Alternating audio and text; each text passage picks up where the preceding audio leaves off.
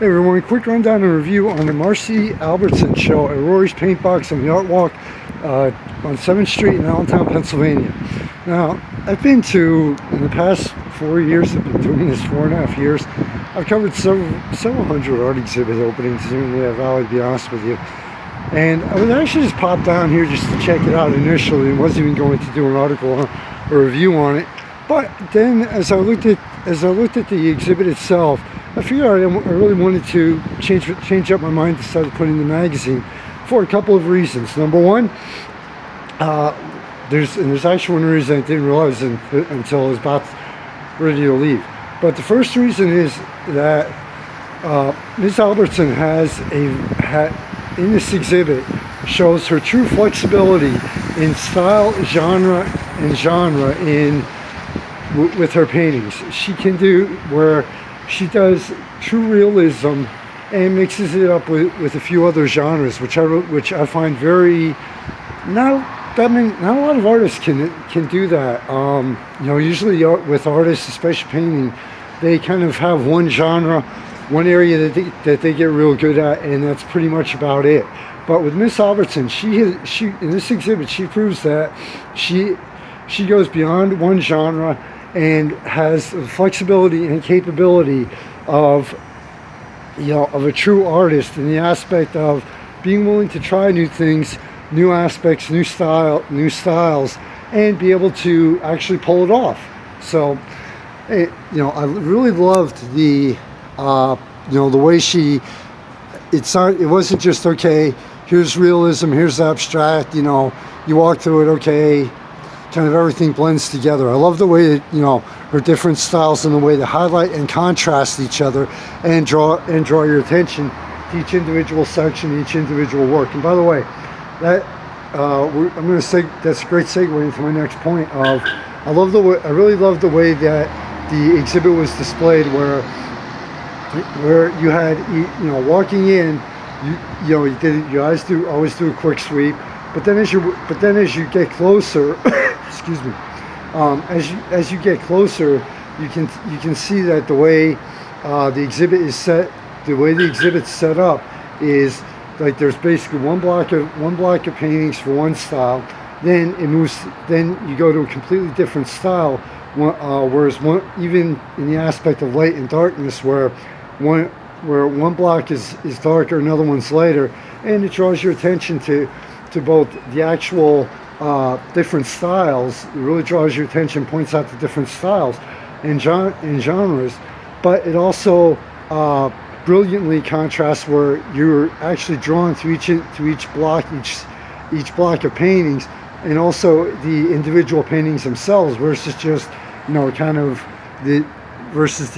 another way of setting things up with just pretty much hanging the artwork, and you just kind of, it's a consistent flow, whereas this is intentionally hung to contrast and highlight each individual block, each individual style in each individual painting. And it really worked for Ms. Albertson's what she does and the way she paints. And also she did something I truly love, and what I believe more artists actually have to try to do in today's world. If you're an average person, you go to art exhibit openings, you check out the work. If you have the money, you may find a favorite painting or a favorite piece of art, and you may buy it. But what she went above and beyond, and she wanted to make this, and I actually had a chance to speak with her. She wanted to make this a true, more interactive, she really wanted to try to place you at the scene of each painting.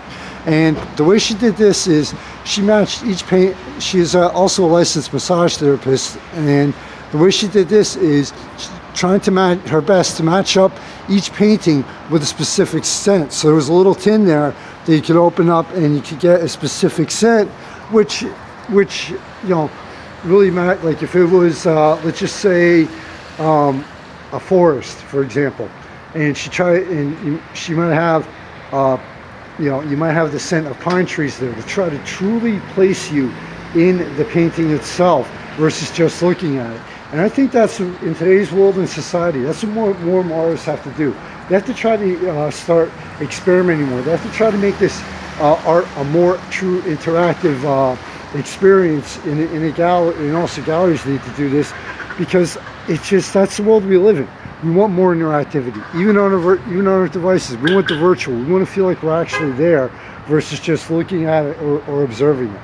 So Rory's, if you want something, looking for some, if you're in the area and you're looking for a different type of art exhibit, one where the artists went above and beyond and really tried their best to make you feel like you're actually in the scene and in the painting itself, stop by Rory's Paint Box and check out her exhibit. Trust me, it will definitely be worth your time.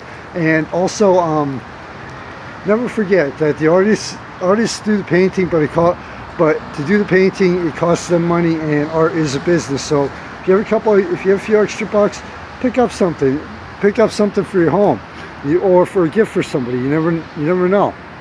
You know, give them a little something different. I mean, you have birthdays, you have holidays like Easter coming up, and believe it or not, before you know it, we'll be in October already. Take care, everybody. Please, speaking of the money and everything else, and I hate to bring this up, but please check out the Thanks to Sponsors page in the magazine. Please support those people and businesses, because without them, I won't be able to do this and bring all these great, really cool, and at times very serious subjects to you. Michael Phoenix, founder and staff for Surreal Veil City Online Magazine. Take care, everybody. We're having an unusually warm, thankfully, late January. Get out there and enjoy it, but please be smart about it and don't get sick. Trust me. I had the flu.